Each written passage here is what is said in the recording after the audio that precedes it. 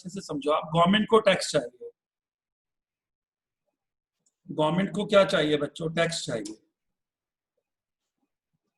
ठीक है, अब गवर्नमेंट ये कहती है कि यार ये रिवर्स चार्ज मीन्स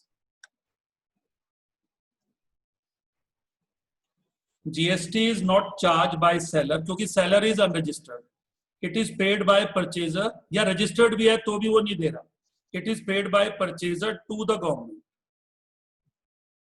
और purchaser can claim as input GST. अब बच्चों कुछ लोग ऐसे हैं जिनको रिवर्स चार्ज, गवर्नमेंट को टैक्स मिलेगा, कैसे मिलेगा मैं वही बता रहा हूं। अनरजिस्टर्ड डीलर से खरीदा, अब मैंने अभी एक एग्जांपल दिया, वाई ने माल बेचा एक्स को, वाई अनरजिस्टर्ड है, एक्स तो रजिस्टर्ड है, और इनपुट जीएसटी लगना ही चाहिए, तो क्या करेंगे? एक्स परचेजर है, एक्स ने सरकार को दे दिया, और जब एक्स ये माल किसको बेचेगा? जब एक्स ये माल गवर्नमेंट को बेचेगा तो वो जीएसटी, गवर्नमेंट को कह रहा हूं, कस्टमर को बेचेगा तो वो जीएसटी कस्टमर से ले लेगा। तो एक तरह से सेलर भरता पहले, फिर उसका इनपुट मिलता। तो यहां पर बच्चों एक्स ने भरा, वाई तो अनरजिस्टर्ड था तो उसने भर दिया, वाई अनरजिस्टर्ड था, एक्स ने भर दिया, और एक्स ने जब ये माल कस्टमर को बेचा तो उसने ये जीएसटी अवेल कर लिया, इनपुट वाली। तो कुल भी कुछ भी कह लो, सरकार को टैक्स मिल गया। अब एक बात बच्चों यहाँ पे और आती है, payment of fee to lawyer. Lawyer के ऊपर भी उन्होंने ये लगा रखा कि लॉयर नहीं भरेगा, जो सर्विस का रेसिपिएंट है। मान लीजिए किसी को अपने बिजनेस के लिए कंसल्टेंसी चाहिए, वो लॉयर पे गया, उसने लॉयर को हायर किया, लॉयर को 1 लाख रुपीज की फीस दी। अब लॉयर ने कहा हमें तो, बार काउंसिल ने प्रोटेस्ट किया होगा कि वकील लोग कहाँ भरते रहेंगे जीएसटी, तो उनकी लॉबी भी स्ट्रांग है, तो हो सकता है कि गवर्नमेंट ने वकीलों को फ्री कर दिया। इसका डिटेल में पढ़ना पड़ेगा। तो वकील से यदि हम कोई बिजनेस में सर्विसेज ले रहे हैं और वो सर्विसेज पे हमें जीएसटी भरना है, जैसे मान लीजिए हमने एडवोकेट को 1 लाख की फी दी बिजनेस की प्रॉब्लम को सॉल्व करने के लिए, तो हमारी बुक्स में एंट्री हो जाएगी legal fee debit input GST debit to bank, और फिर हम उसका क्रेडिट क्लेम कर लेंगे। तो लॉयर्स पे भी नहीं है, और गुड्स और सर्विसेज बॉट फ्रॉम अनरजिस्टर्ड पे भी नहीं है, payment of fee to lawyers पे भी नहीं है, यूज ऑफ कॉपीराइट पे भी नहीं है, ट्रांसपोर्टेशन ऑफ गुड्स आपने यूज किया, यदि आपने एक ट्रांसपोर्टर को बुलाया, अब बच्चों ट्रांसपोर्टर ने ट्रक में माल रखा, एक जगह से दूसरी जगह छोड़ दिया, आपने ट्रांसपोर्टर को पेमेंट कर दिया, तो उन्होंने ट्रांसपोर्टर को फ्री कर रखा है। जो भी बच्चों, ये तो रूल की जड़ में जाना है ना, आपको उसमें जानने की क्या जरूरत है। यदि आपका गुड्स बिजनेस का एक जगह से दूसरी जगह आ रहा है और आप ट्रक वाले को 50,000 रुपये दे रहे हो और आप उसके सर्विस के रेसिपिएंट हो, सर्विस को आप रेसिपिएंट हो, आप सर्विस ले रहे हो, तो आप क्या करो? इनपुट जीएसटी पे कर दो, क्या फर्क पड़ता है? पहले वो देगा, वो आपसे लेगा, अब आप ही भर दो, आप आगे कस्टमर से ले लेना। तो ये यहां पर इन्होंने कुछ रूल्स बनाए हुए जिसमें वो ये कहते हैं कि सर्विस का जो रेसिपिएंट है, बायर ऑफ गुड्स और रेसिपिएंट ऑफ सर्विस विल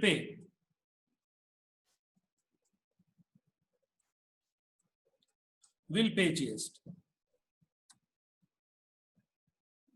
ठीक है, ये आता है।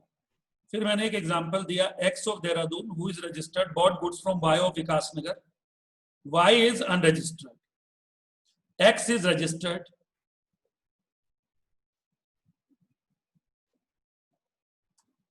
तो purchases debit input CGST debit, who paid it, X की बुक से, तो जीएसटी जो है एक्स ने भर दिया। जब एक्स इस गुड्स को बेचेगा ग्राहक को तो वो इस पे जीएसटी क्लेम कर लेगा, इनपुट जीएसटी क्लेम कर लेगा। ये बच्चों उन्होंने यहां पर बोला। और वाई अनरजिस्टर्ड है तो बैंक या कैश टू सेल्स, वाई आ गया गुड्स सोल्ड, क्योंकि वाई अनरजिस्टर्ड है तो वो कहेगा, अनरजिस्टर्ड का मतलब है जीएसटी लेने का राइट ही नहीं है, इनवॉइस ही नहीं काट सकता जीएसटी की।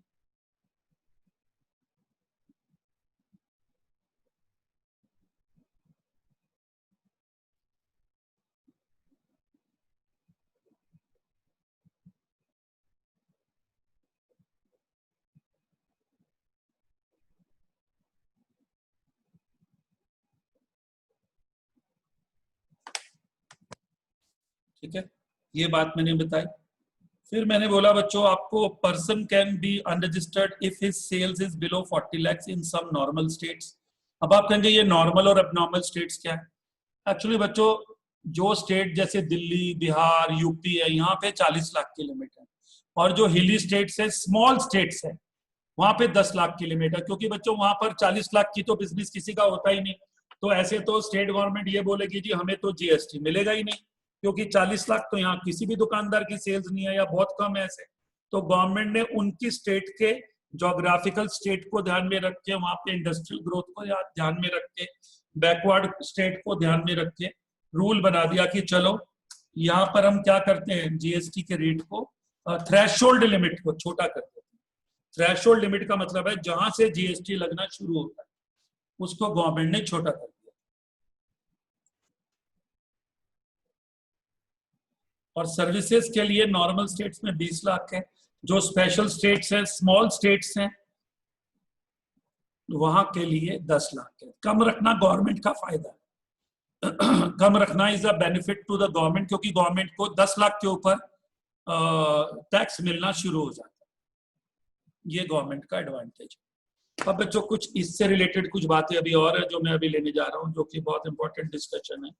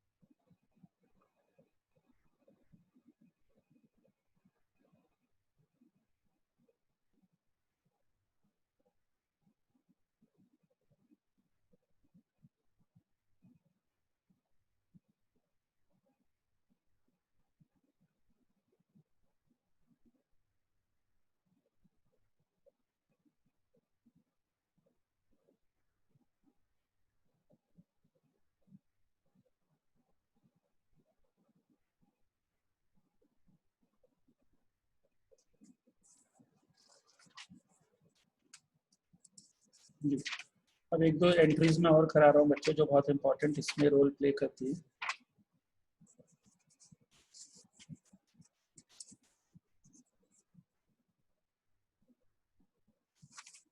देख लीजिए कुछ entries.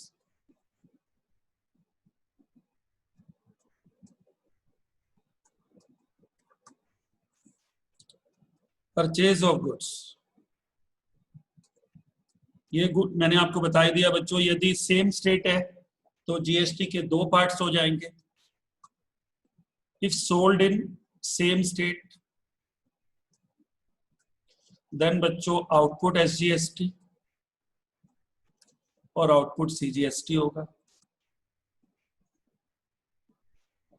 If bought in same state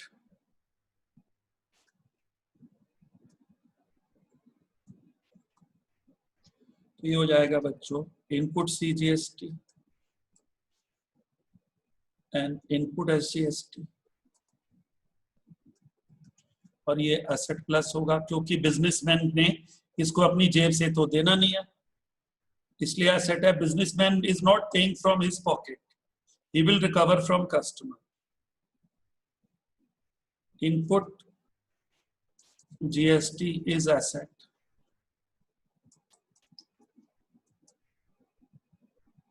businessman won't pay from his pocket, he will recover from customer।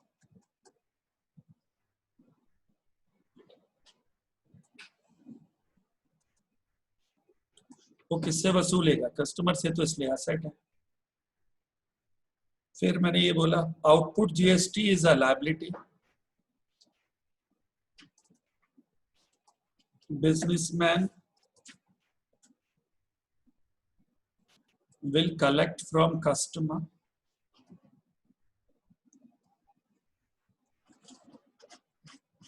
will use for set off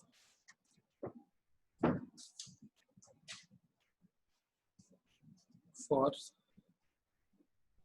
set off of input GST if still output GST is more pay to government,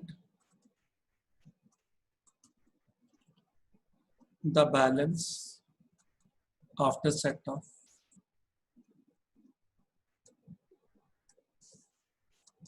if input GST is more,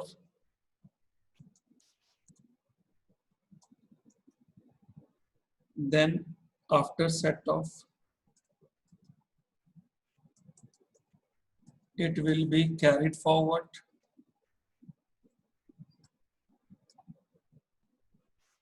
or refund will be granted. या तो वो carried forward होगा या बच्चों refund grant हो जाएगा। तो सरकार से पैसा लेना और देना इज नॉट अ प्रॉब्लम, ठीक है। और दूसरी बात ये ध्यान रखनी है बच्चों, जीएसटी में रजिस्ट्रेशन की चेन नहीं ब्रेक होनी चाहिए। ये जो इनपुट और आउटपुट में जो चेन है बायर और सेलर की, all should be registered. All buyer and seller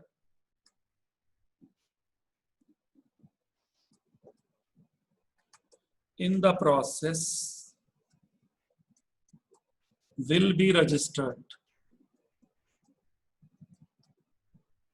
under GST in normal method of registration, not in composition scheme.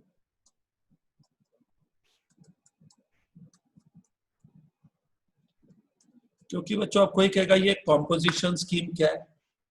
Actually बच्चों जो कॉम्पोजिशन स्कीम में रजिस्ट्रेशन कराते हैं ना, ये छोटे व्यापारियों के लिए है और उनके लिए है कि जो बहुत, क्योंकि ना इसमें एक मैकेनिज्म होता है जीएसटी में, इनपुट और आउटपुट का हिसाब रखना होता है। तो कॉम्पोजिशन स्कीम उनके लिए है कि बस सिर्फ सेल्स बताओ और जीएसटी बहुत लो रेट पे करो और तुम्हें इनपुट का बेनिफिट नहीं मिलेगा। ये बच्चों 1 करोड़ या 1 करोड़ से कम की सेल्स है, ये 1.5 करोड़ हो गई थी बाद में जी। तो 1.5 करोड़ से कम वाले जो हैं, जो गुड्स के सेलर हैं, वो कॉम्पोजिशन स्कीम में आ सकती है। ये मैं ये कहना चाह रहा हूं, composition scheme can be opted for those traders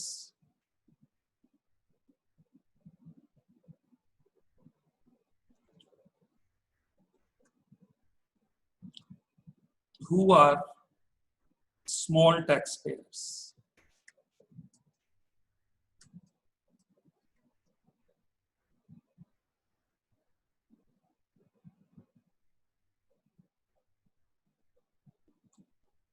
If their annual turnover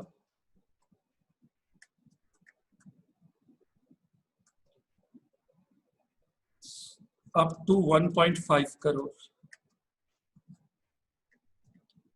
they can opt for composition scheme.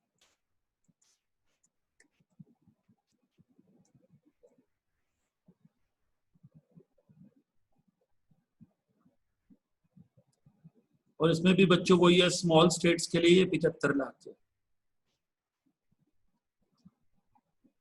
For small states it is 75 lakhs.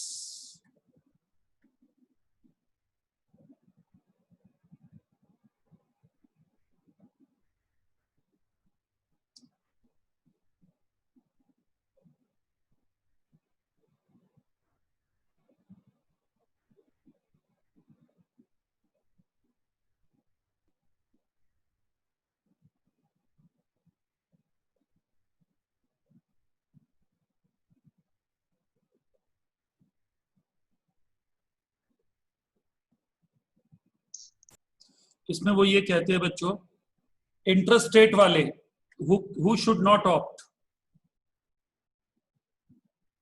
इसमें वो ये कहते हैं कि person who can not opt for negative भी है, मतलब ineligible for composition scheme, ineligible for composition scheme. इसमें है बच्चों, एक तो इंटरस्टेट सप्लाईज यदि है आपकी,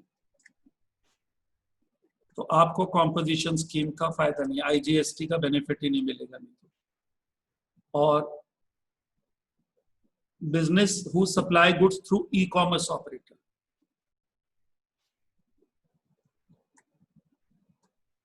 जैसे जो आपने अमेजोन वगैरह में जो फ्लिपकार्ट में माल बेचते हैं, अभी समझ आएगा बच्चों पूरा, through e commerce operator. Manufacturer of ice cream,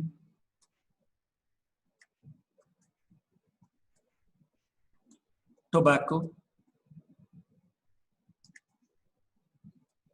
पान मसाला एक्सेट्रा, ये इनके लिए है, इनके लिए नहीं है। अब बच्चों इसमें एक प्रॉब्लम है बड़ी जबरदस्त। Those who opt for composition scheme,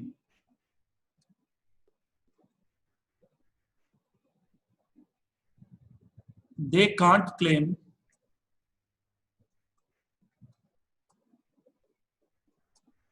input tax credit on purchase।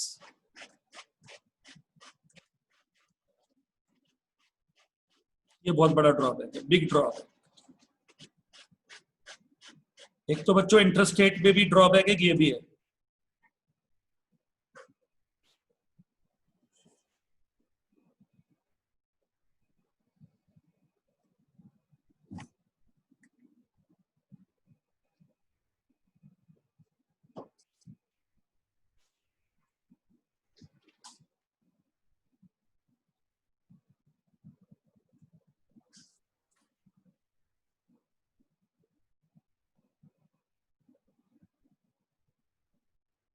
अब बच्चों इसमें क्या होता है कि अब जैसे अगर जो कॉम्पोजिशन स्कीम में, जैसे ये एग्जांपल है, x is in composition scheme,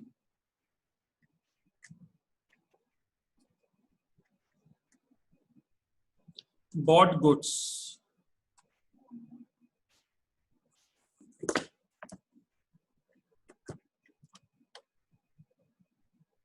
X is in composition scheme, bought goods from Y,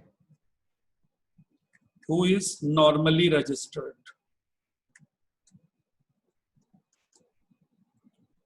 ₹1,00,000, GST 18%। तो देखो बच्चों उसकी एंट्री क्या होगी एक्स की बुक्स में, purchases debit to bank. Please ध्यान से देखो, ये जैसे कि अनरजिस्टर्ड से खरीदा, ये आप कहेंगे ये क्या हो गया सर, समझिए ना आप, क्योंकि इस पे बहुत कम वो लगता है।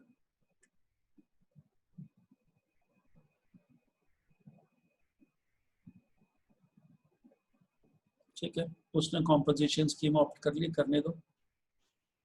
अब X sold goods to Y, मतलब टू अ कस्टमर,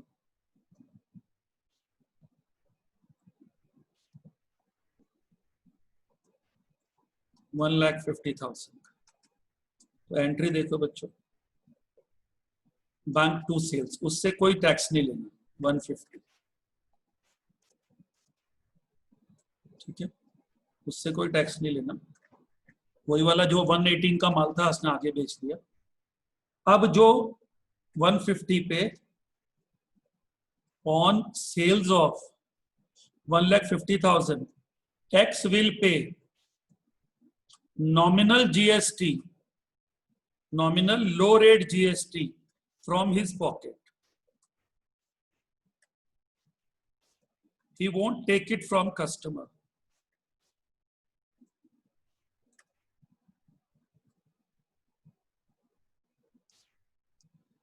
अब देखो ध्यान से,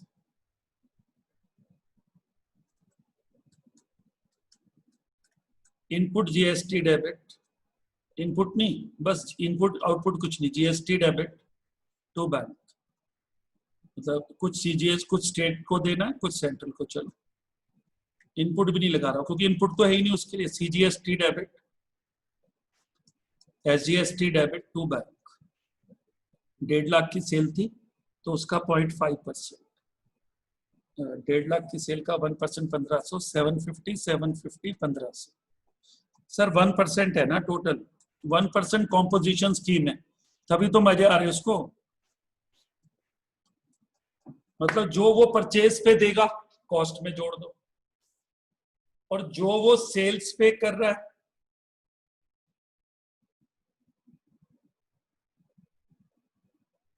ये है बच्चों कॉम्पोजिशन स्कीम में।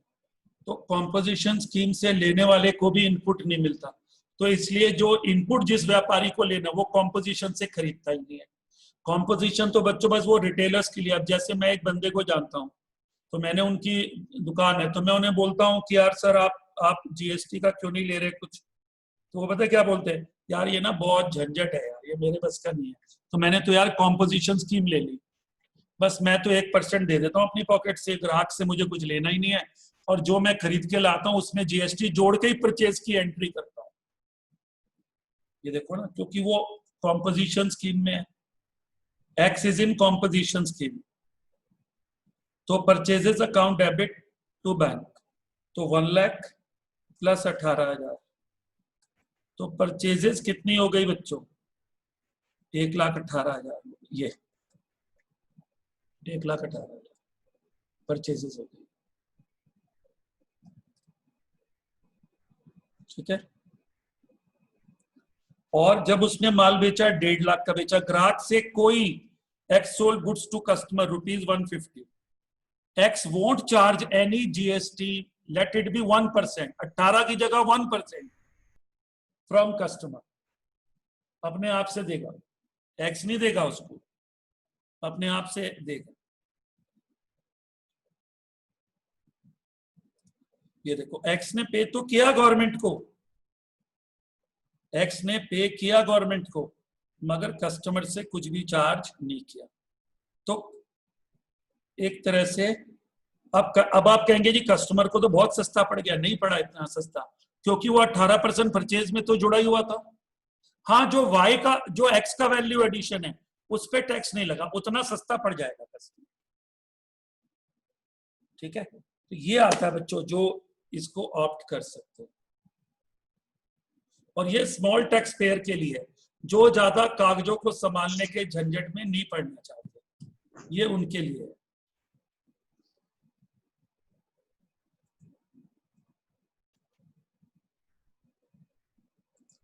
तो इसमें एक पॉइंट और है, is there any composition scheme for service provider?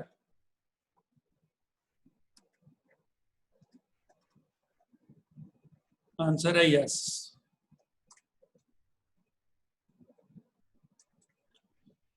ये कह रहे turnover up to 50 lakh,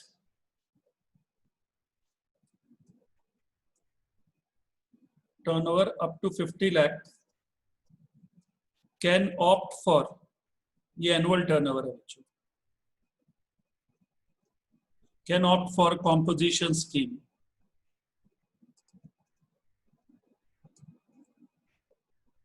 rate जो फ्लैट रेट है, flat rate is 6%, that is 3% plus 3%, and they can't avail input tax credit. ये तो हमने खैर पहले ही पढ़ लिया था। Credit burden is borne bye them,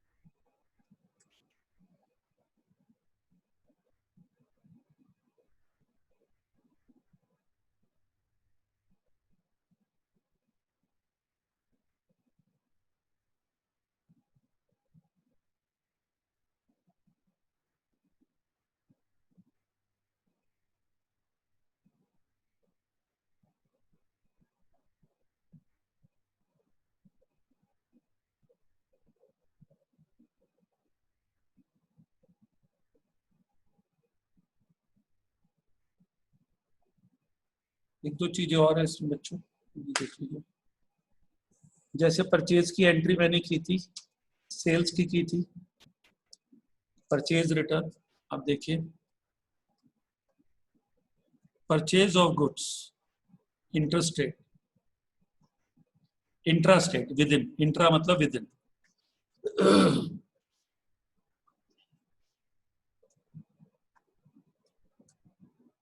purchases account debit,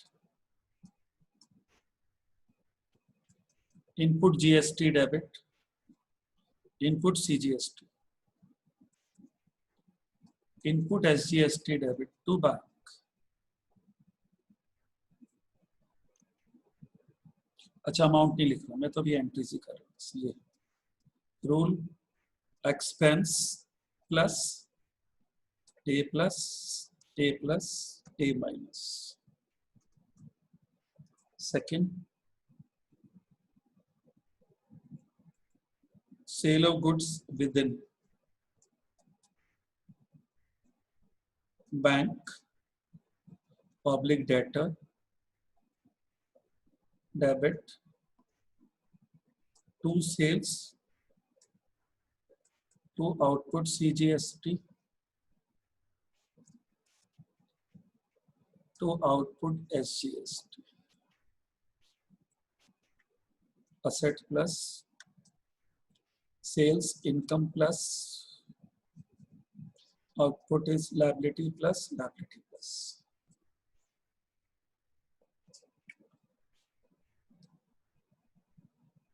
purchase return, ये बच्चों एक्सपेंस माइनस हो जाता है। Creditor debit, liability minus.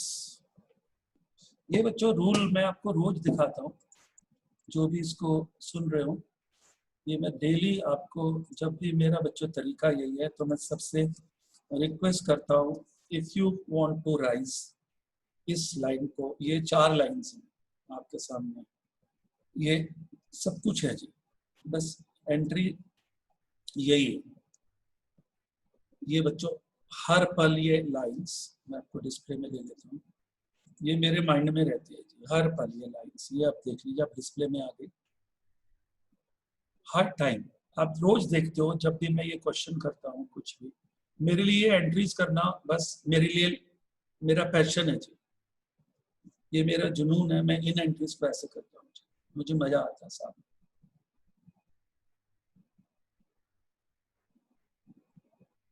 बस ये 4 लाइन्स हैं।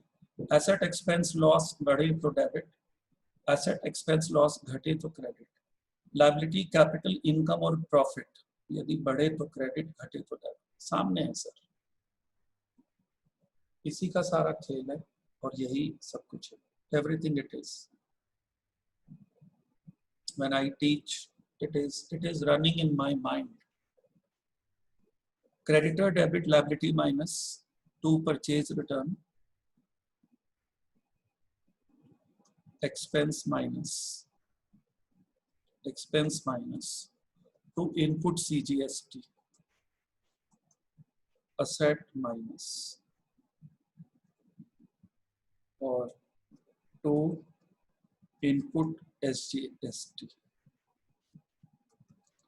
asset minus, ये एंट्री है।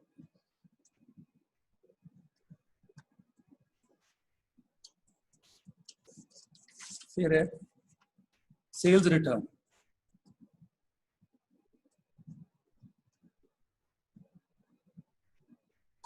Sales return debit,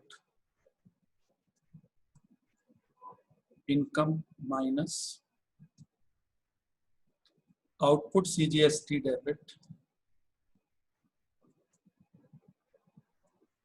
liability minus, क्योंकि अब देने की जरूरत नहीं है, माल वापस कर दिया, हम क्यों, हम सरकार को बोलेंगे सर रिवर्ट करो, हमने माल वापस कर दिया, माल बेचते ग्राहक ने वापस कर दिया, माल बिका होता तो हम देते आपको जीएसटी, ग्राहक वापस कर गया, कैंसिल करो liability to debtor, debtor is asset minus.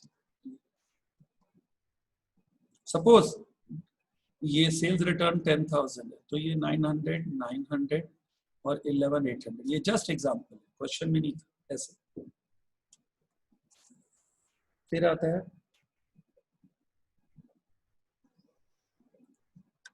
Fixed assets purchased. मान लो मशीन खरीदी, ये लो मशीन डेबिट, कार पे नहीं है ना, मोटर व्हीकल पे नहीं है, बाकियों पे तो है। Input CGST debit, input SGST debit to bank, to creditor जो सप्लायर है। ये हो गया बच्चों लायबिलिटी प्लस क्रेडिट, ये असेट प्लस डेबिट, ये इनपुट ले ही सकते हैं तो asset plus debit, asset plus debit. फिर आता है बच्चों एक्सपेंसेस। मान लीजिए रेंट पे किया, एक्सपेंसेस पेड, तो रेंट पे भी है।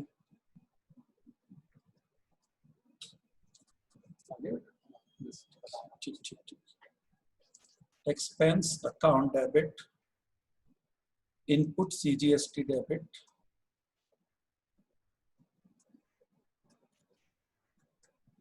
Input SGST debit to bank.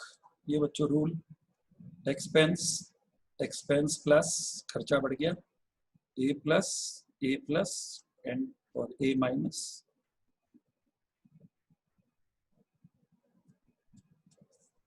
फिर है बच्चों इनकम पे commission received,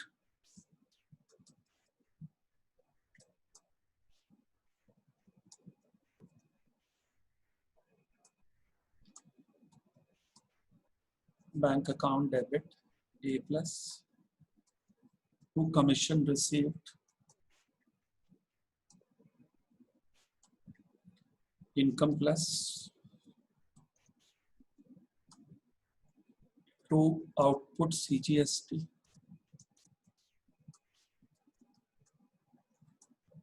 to output SGST, liability plus liability plus.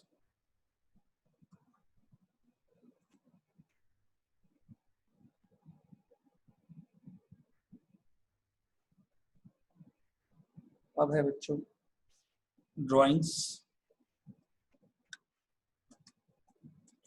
Of goods, drawings debit to purchases to input CGST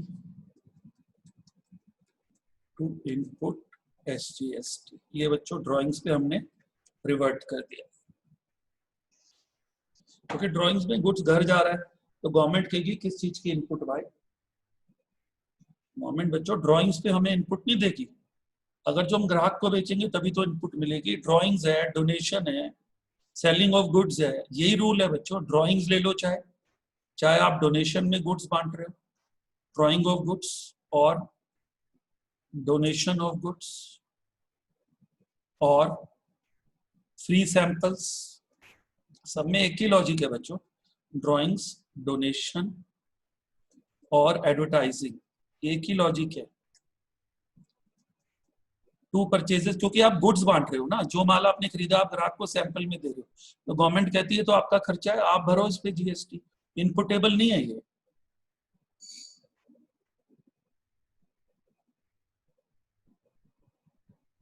ठीक है, और इसी में ही था बच्चों, मान लो लॉस बाय फायर है, यदि आपका गुड्स डैमेज हो गया तो आप उसकी जीएसटी रिवर्ट करो। Abnormal loss debit to purchases, माल चला गया, परचेज कम करो, to input CGST to input SGST. ये आके फिर है बच्चों यही सेम एबनॉर्मल लॉस का मतलब लॉस बाय फायर भी हो सकता है, लॉस बाय थेफ्ट भी हो सकता है। सब में यही रूल है।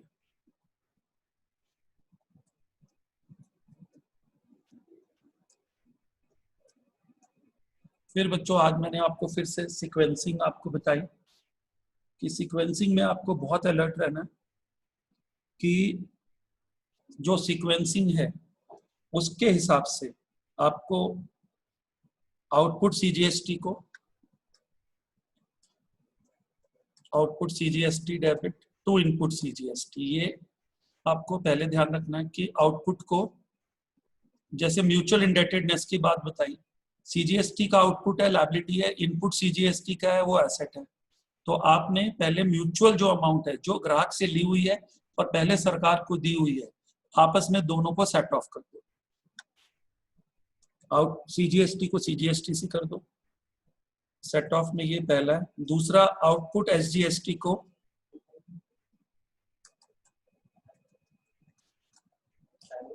थोड़ी सी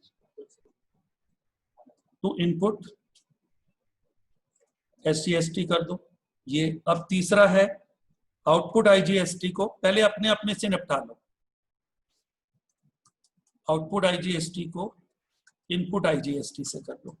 फिर मैंने ये बताया था बच्चों की सीजीएसटी और एसजीएसटी का आपस में बिल्कुल भी नहीं सेट ऑफ हो सकता, क्योंकि अभी मैंने आपको बताया एक स्टेट गवर्नमेंट का रेवेन्यू है, एक सेंट्रल गवर्नमेंट का है, और जब एक चीज सेंट्रल और स्टेट में बट गई तो फिर वो आपस में उनका कोई मतलब ही नहीं है कि वो सेट ऑफ हो। तो फिर उसके बाद हमारी अगली स्ट्रैटेजी क्या है? अगली स्ट्रैटेजी ये है बच्चों, जो अगला पॉइंट है वो मैंने आपको बताया कि पहले आउटपुट सीजीएसटी को, अब यदि आपके पास आउटपुट सीजीएसटी है तो फिर आप इनपुट, मतलब जो सीजीएसटी है पहले सीजीएसटी से होगा फिर आईजीएसटी से होगा, एसजीएसटी पहले एसजीएसटी से होगा फिर आईजीएसटी से होगा, और आईजीएसटी पहले आईजीएसटी से होगा फिर वो सीजीएसटी से होगा फिर वो एसजीएसटी से होगा। ये बात मैंने अभी आपको बताई, फिर से आप देख लो, यही चीज मैं दोबारा से बता रहा हूं। आउटपुट जो सीजीएसटी है, output CGST will be set of from number 1 input CGST, number 2 input IGST, ये choice available, if money is available. ये बात तो है ही ना, इनपुट में होना भी तो चाहिए, अब है ही नहीं तो ऐसे कोई कर दोगे, अमाउंट भी होनी चाहिए। ये output CGST will be set of from input CGST and input IGST. फिर आता है बच्चों output SGST will be set off from input SGST, number 1। Number 2 input IGST, यदि आईजीएसटी में पैसा बचा हुआ है। और लास्ट है बच्चों output IGST will be set off from, इसके लिए बच्चों ये फ्रेंडली है सबसे, number 1 input IGST, number 2 input CGST, और नंबर 3 इनपुट एसजीएसटी, क्योंकि IGST is friendly to all to remaining two. ये बच्चों आज का लेक्चर है जो हमने जीएसटी को कवर किया, और इसके बगैर बच्चों आप फाइनल अकाउंट में कभी भी जिंदगी में जीएसटी को समझ ही नहीं सकते।